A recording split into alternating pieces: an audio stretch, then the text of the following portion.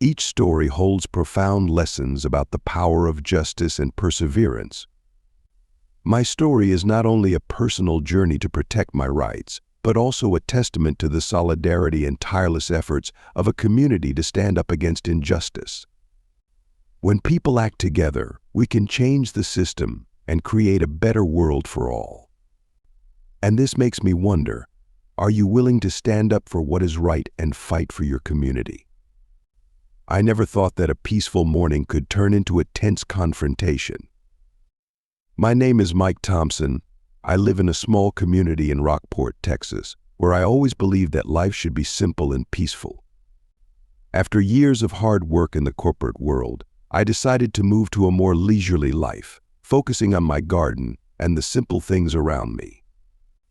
My home became a place where I found relaxation with my own tomato plants and vegetables. It was a place where I found peace, feeling like I had mastered time, finally no longer in a hurry.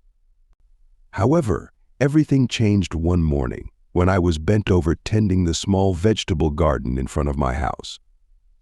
The soft sunlight of the spring morning shone on me as if to give me more energy. I was happy with my work, seeing the moist soil and the vegetables gradually growing. After more than 15 years of tireless work, these were the moments I had been waiting for.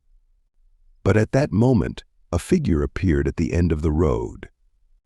I looked up and saw Linda Harris, the HOA president, standing with her arms crossed over her chest, her eyes not very friendly.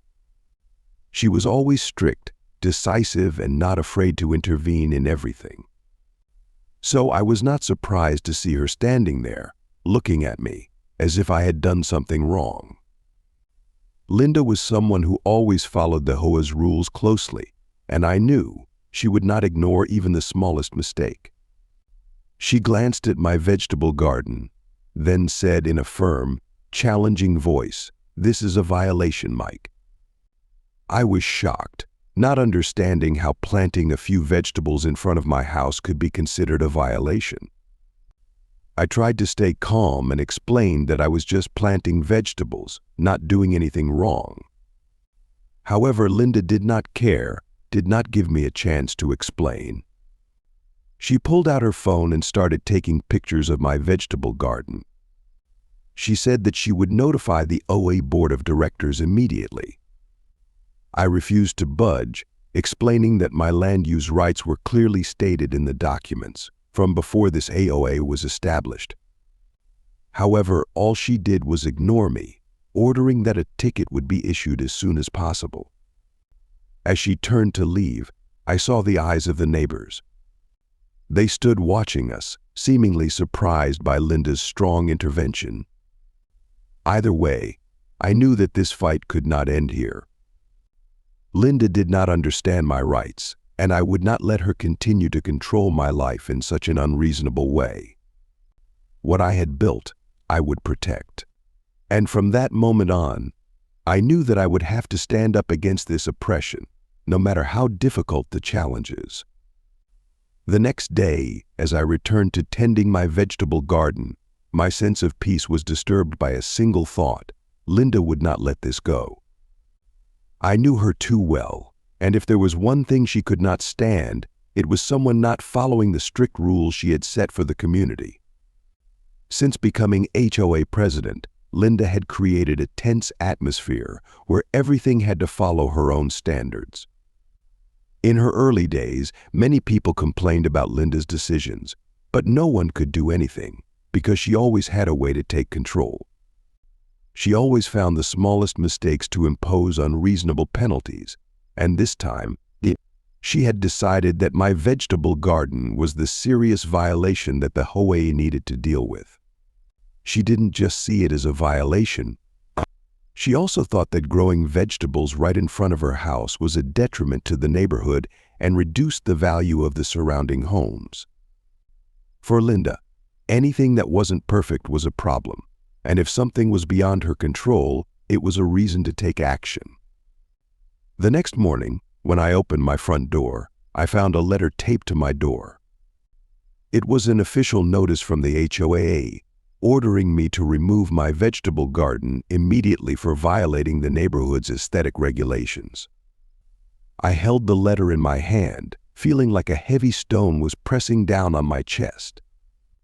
This was the first time I had received such a notice, even though I had always tried to follow all the regulations and get along with my neighbors. I knew that the HOA's rules regarding landscaping and aesthetics were strict, but I also knew that my land had distinct rights. In the documents that I had carefully kept, there were clear terms about the land use rights that my family had retained since selling the land to developers in the 1970s. These rights, including the right to farm and build what I wanted on my land, were completely unaffected by the HOA's rules. Yet Linda seemed to have no regard for those terms, and she preferred to keep power in her own hands by forcing people to do her will. As soon as I saw the notice, I felt a surge of anger. I am not a person who gives up easily, and I did not want Linda to dictate my life. I had kept all the paperwork regarding the easement and exemptions from before the HOA was formed. However, I knew that just relying on theory was not enough. I needed to take action. I immediately decided to contact people in the community to see if anyone else had been hit with the same unreasonable fines as me. I wanted to see if I could get support from my neighbors. I felt like I was at a crossroads in my life. One side was to destroy the vegetable garden to preserve peace. The other side was to fight for my rights. But I couldn't let Linda's unreasonable decisions decide everything. I felt a mixture of disappointment and frustration, but I knew that if I didn't act now, I would lose everything I had built. In the end, I decided to stand my ground and not accept her unreasonable demands. My vegetable garden would still be there, and I would do everything I could to protect it. With the fine in hand, I sat down on the couch and looked at the name of the community where I had lived for many years. Frustration was rising inside me again. I knew that if I just relied on the general rules of the HOA, I wouldn't be able to do anything. But I also knew that my property was not governed by the rules of Linda or anyone else in the HOA. My family had held the land rights long before the HOA was formed, and that was something I couldn't let anyone forget. Ever since I moved here, I've heard stories about the rights my family still holds, rights that are long-standing, clearly documented in official documents. Those rights are not simply the ownership of the land I live on, but also include the right to farm and use the land without being bound by the regulations of the HOA. My property is not just a piece of land, but part of a family legacy, with rights that have been closely protected since before organizations like HOAs were formed. I dug through my old house and found all the papers that held my family's ownership and rights. These papers were not only proof of ownership of the land, but also evidence of agreements from decades ago that I had carefully preserved. Among them was a land sale contract that my family had signed with developers in the 1970s. This contract reserved several important rights for my family, including the right to mine the land, the right to use underground utility lines, and most importantly, the right to be exempt from HOA regulations for the 5 houses my family owned. That was why Linda couldn't order me to remove my vegetable garden, even though she could impose regulations on the other houses in the neighborhood. As I read these documents, I felt even more justified. Not only was my family's interest in the community, but so was my agreement with the developers when it was built, which gave me a complete exemption from the HOA's rules. The HOA, which was formed in the 1990s, could not impose new terms on properties that had already been agreed upon, especially those that my family retained. I felt like I was holding a powerful card, but I also realized that not everyone in the community knew about these interests. Perhaps that was why Linda was able to impose the HOA's rules without understanding the situation. With these documents in hand, I felt more confident, but I couldn't help but worry about the HOA's reaction. I decided not to wait and to act. Linda may not know about these rights, but I couldn't let her continue to override mine without a response. I decided to clearly explain my immunities and hope that others in the community would also realize that I was not a rule breaker. This wasn't about what I was doing on my land, but rather a fight to protect the legal rights my family had held since before the HOA came into existence. If the HOA could interfere with my life without understanding my rights, I wouldn't hesitate to ask them to clarify things. The certainty I felt was not only due to these documents, but also my determination that I would not let anyone, not Linda or anyone in the HOA, change my life. After retrieving the important documents and understanding my rights, I felt I had a strong case to make against the HOA, especially Linda. However, I knew that my property rights alone would not be enough. Linda was not one to give up easily, and she would likely try to make things difficult for me with complex legal arguments that I could not handle on my own. I decided I needed some help, and Sarah Moore, a district clerk, was the person I thought would be able to help me sort out all the legal issues regarding the property rights and the HOA's finances. Sarah is a thorough worker and is always willing to help county residents with property issues. I met with Sarah once before I started my vegetable garden when I needed to verify some information about my property ownership. She was always helpful and approachable, and more importantly, she knew the county property laws. When I decided to contact Sarah, I knew I needed to provide her with all the documentation regarding my family's property ownership and any exemptions I had. I believed that with Sarah's help, I would be able to investigate and prove to everyone the wrongdoings the HOA had been doing all along. One afternoon, I brought all the important documents to see Sarah in her office. As soon as I walked in, she greeted me with a friendly smile and invited me to sit down. I began to explain my situation, telling her about the difficulties I was having with the HOA and Linda. Sarah listened carefully and did not interrupt, which put me at ease. After I finished explaining, Sarah began to review the documents I brought. She focused on the old contracts, waivers, and land agreements that my family had kept from before the HOA came into existence. She said that these documents were very important and would be the basis for me to protect my rights. However, Sarah also emphasized that in addition to proving the land title, we also needed to investigate the HOA's finances. She explained that if the HOA was engaging in financial misconduct, this could be grounds for me to seek legal intervention. Sarah suggested that I examine the HOA's financial records, specifically the amounts collected from residents and how those funds were spent. I knew that Linda and the HOA board were not the type to reveal financial information easily, but I believed that with Sarah's help, we would find the errors. Sarah contacted the proper authorities to request an investigation into the HOA's finances. She also helped me access the HOA's financial records and began examining the income and expenses over the years. She said that if the HOA was truly embezzling residents' money, it would be taken seriously. It felt like I had opened a new door, where it was no longer just talk but concrete evidence. Sarah not only helped me understand my situation, but also gave me hope that I could win this fight. With Sarah's support, I slowly began to feel the difference. It seemed like everything I thought I had to do could come true, from protecting my vegetable garden to exposing the wrongdoings of the HOA. I felt like I was no longer alone in this fight.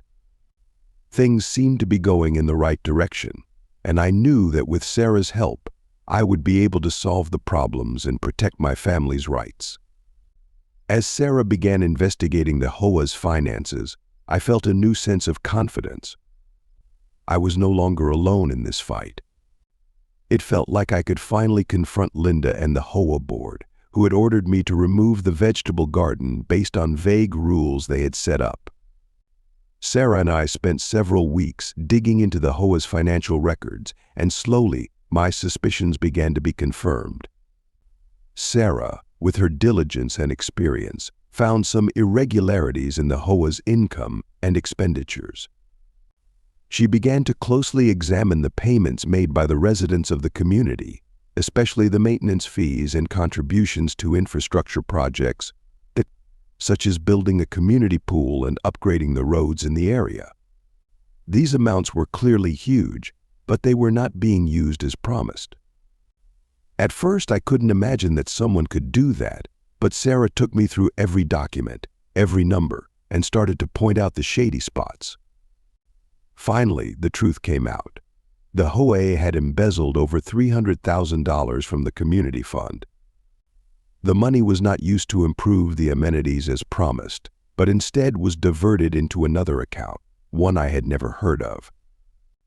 According to the financial records that Sarah obtained, a large portion of the money was diverted to a company called HOA Holdings LC, which was closely associated with Linda and the HOA's attorney, Edward Clark.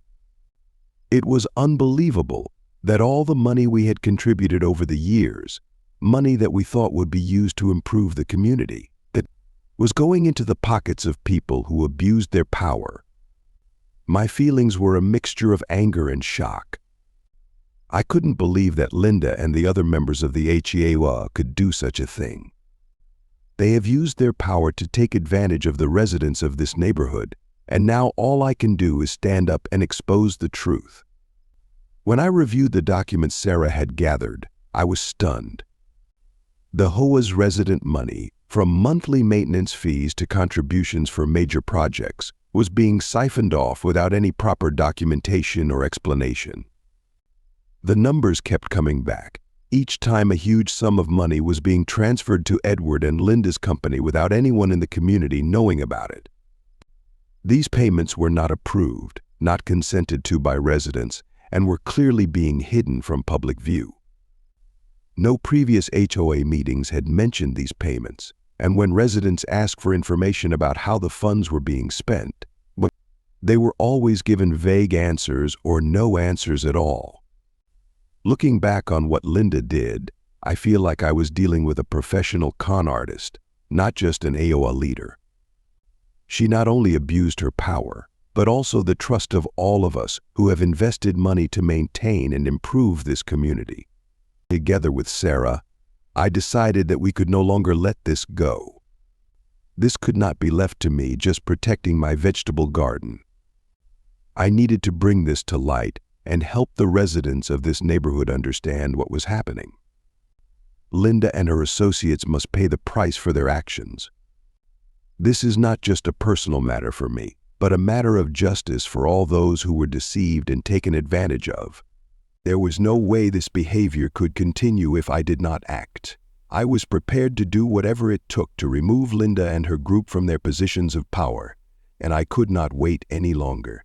The truth was out, and I knew that this fight was no longer just mine, but the entire community's.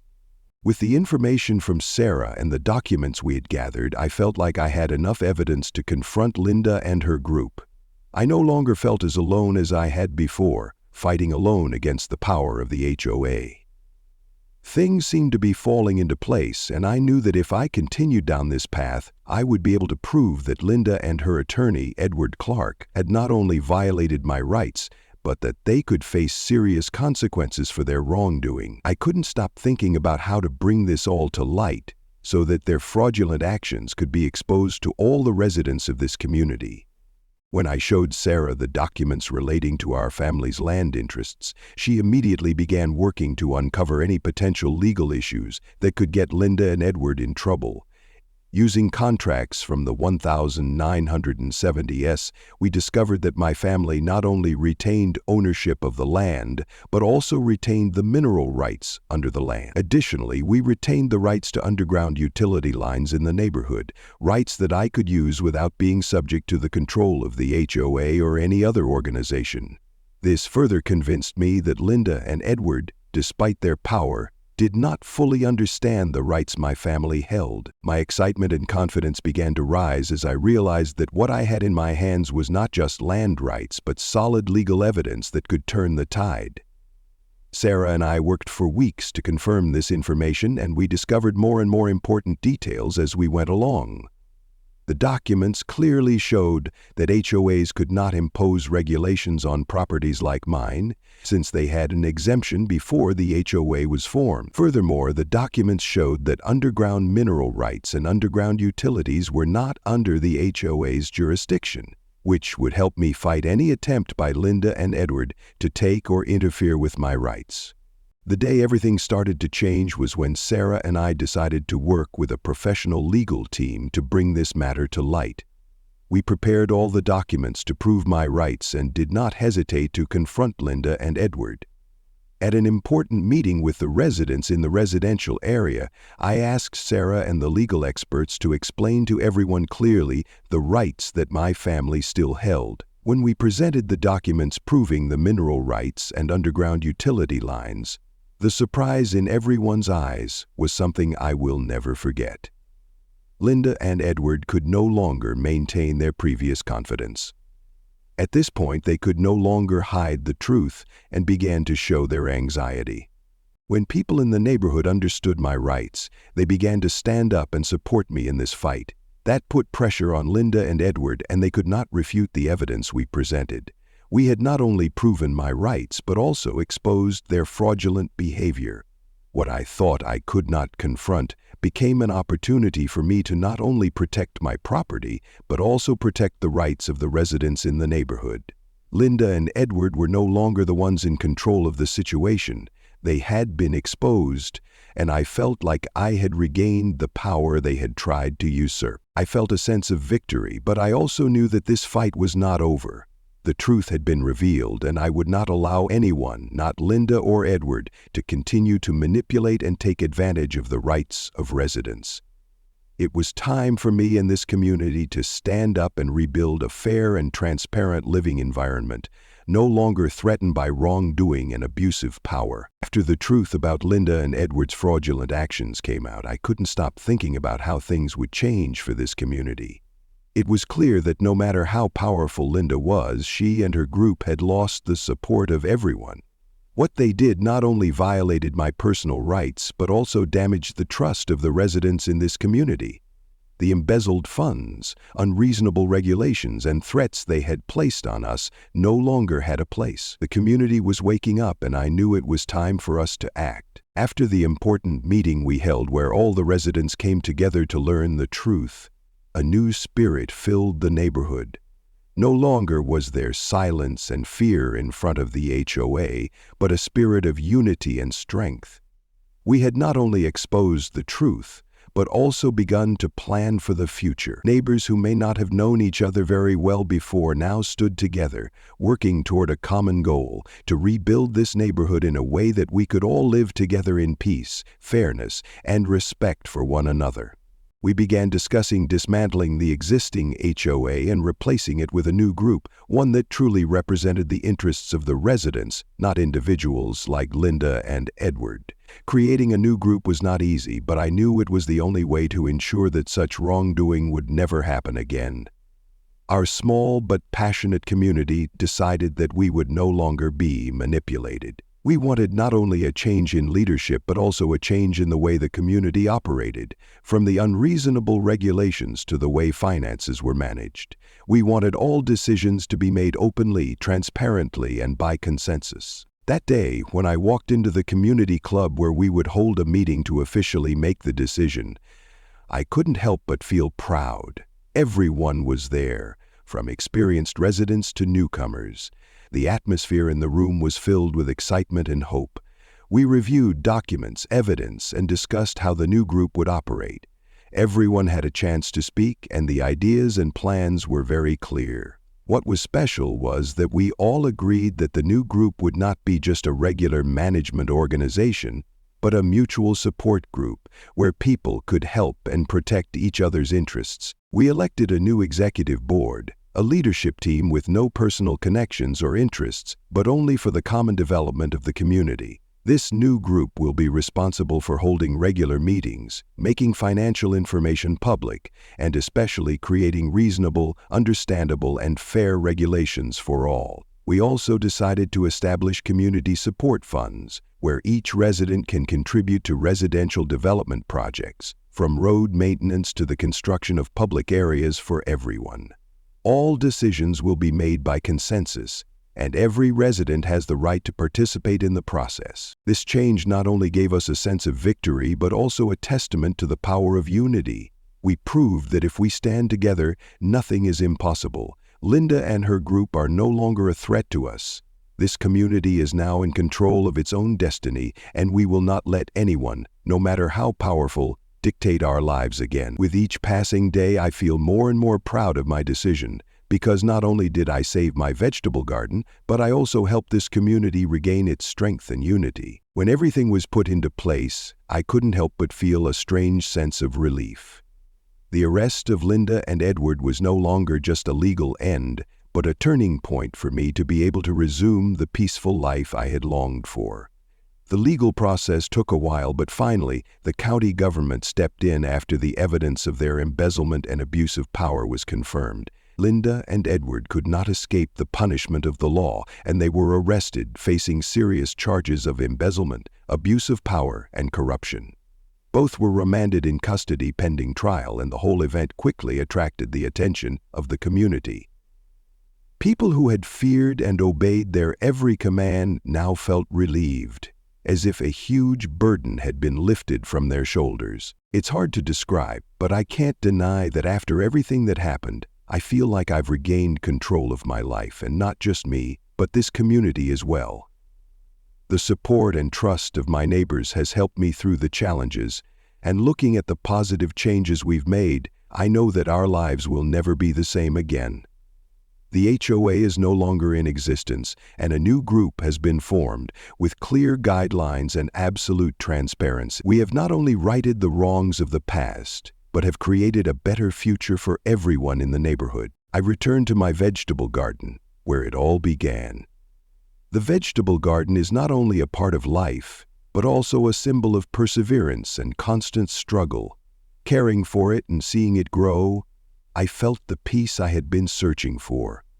The tomatoes, lettuce, and other plants began to sprout as if they were sensing the change in the air.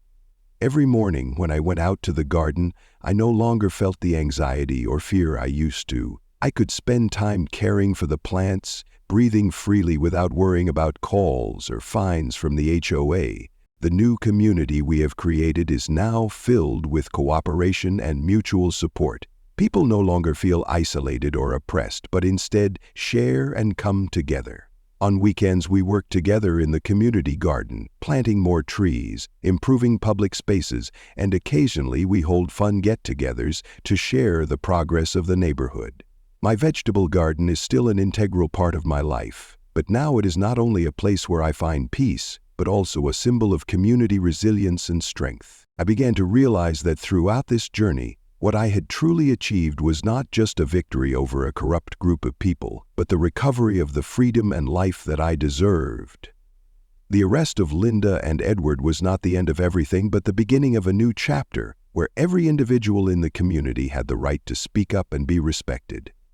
I had not only defended my rights, but also helped others realize that they could stand up and fight when necessary. Step by step, this residential area became a place that we could be proud of, where justice was served and everyone could live in harmony, no longer controlled by the evil forces that had once ruled. With Linda and Edward dealt with, and our community stronger than ever, I know that I will continue to live in peace with my vegetable garden. As each day passes, I can feel the change, not only in my own life, but in the hearts and minds of everyone in the community. The sense of a brighter, more hopeful future is something I will never forget. My journey is not just a story of an individual facing injustice, but also a testament to the power of unity and perseverance in defending our rights. We cannot allow corrupt and abusive forces to control our lives. The communities we create must be places where each individual is respected and protected, and from there, a fair and transparent life will be built. So, have you ever faced similar situations in life? Are you ready to stand up and protect your rights as well as those of those around you? Leave your thoughts in the comments section below this video. If this story has inspired you, don't forget to like, share with your friends, and subscribe to the channel to share stories of resilience and justice together. We can make great changes if we act together. Thank you for watching, and see you in the next videos.